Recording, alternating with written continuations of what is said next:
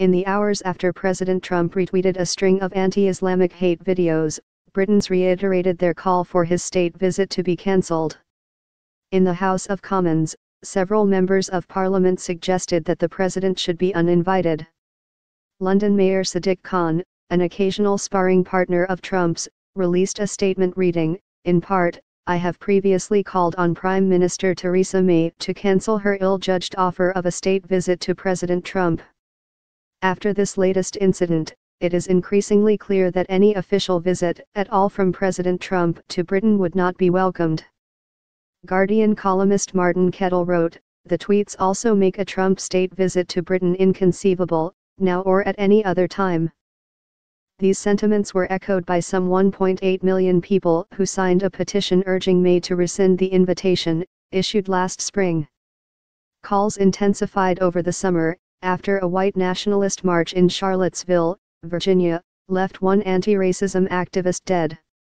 Afterward, Trump equated white nationalists and their opponents, saying that there were many fine people among the neo-Nazis and that there was violence on both sides.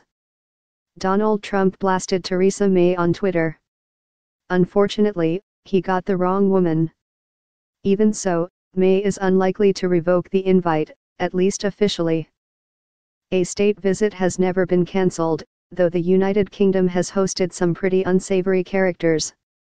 In 1973, Mobutu Sese Seko, then president of Zaire, was welcomed with much fanfare. At the time, he was considered an important Cold War ally. He was also a murderous dictator who embezzled billions. In 1978, Romania's communist, authoritarian leader, Nicolae Ceausescu, paid a state visit to Britain. Zimbabwe's recently deposed dictator Robert Mugabe was a guest of the Queen in 1994. In 2003, Russian President Vladimir Putin was toasted. Some have suggested Trump's case might be different. If there is a groundswell of political resistance, and if we continue to see the Crown push back against what they call the premature invitation, then May might well have to venture into this uncharted territory.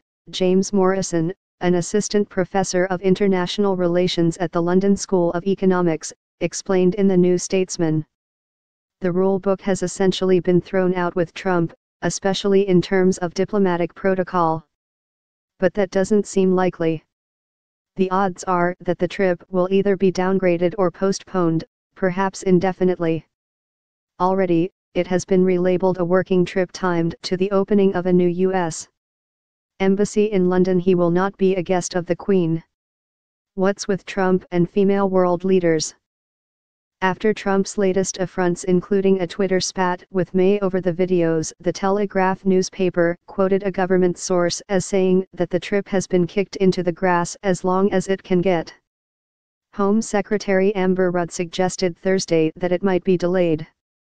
"I can only repeat what I have said before, that the invitation has been extended and accepted and we have yet to make the arrangements," Rudd said. Dates have not yet been agreed to.